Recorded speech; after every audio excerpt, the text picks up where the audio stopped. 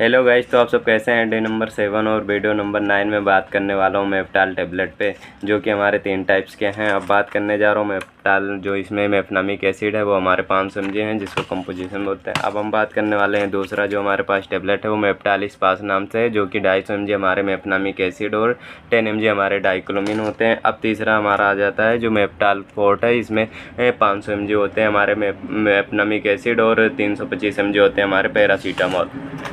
अब हम बात करेंगे नॉर्मल, ये जो हमारा मेफनामिक एसिड 500 mg है, ये पेन किलर है, जिसको एनाल्जेसिक बोलते हैं, एनाल्जेसिक मेडिसिन। अब ये हमारे दर्द में काम आते हैं, जैसे कि टूथ एक यानी दांत में दर्द हो रहा है तब, या फिर हेडेक हो रहा है, हेडेक मतलब सिर में दर्द हो रहा है। इसके अलावा माइग्रेन जिसको हो रखे हैं उनमें ये काम करेगा, माइग्रेन के दर्द जो उठते हैं उसमें भी बढ़िया रिस्पांस देता है। अब हम बात करने जा रहे हैं इसके अलावा ये और भी दर्द में यूज होते हैं, जैसे कि मसल्स पेन हो रहा है तब, या अब्डोमिनल पेन।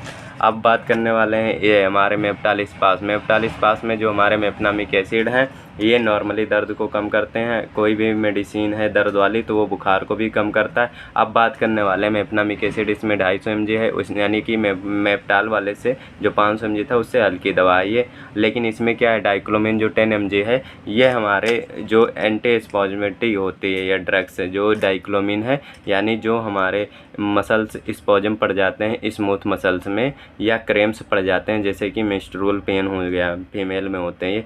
इसके अलावा अब्डोमिनल पेन हो गया, इसके अलावा किसी को किडनी स्टोन पेन हो रखा है तो उस समय ये मेप्टाल स्पास टेबलेट दी जाती है, जिससे कि उनके स्मूथ मसल्स में आराम मिल जाता है, जिससे कि दर्द को रिलीफ मिलता है। अब हम बात करने वाले हैं कि जैसे क्रैम्प पड़ा हुआ है तो वहाँ पे ये क्रैम्प को भी रिलीफ देगा। अब बात करने वाले हैं जो हम ये तीसरा हमारे पास जो क्या है मेप्टाल फोर्ट है, जो कि 500 mg है, और 325 mg हमारे पास क्या है पैरासीटामॉल मेफनामिक एसिड 500 mg।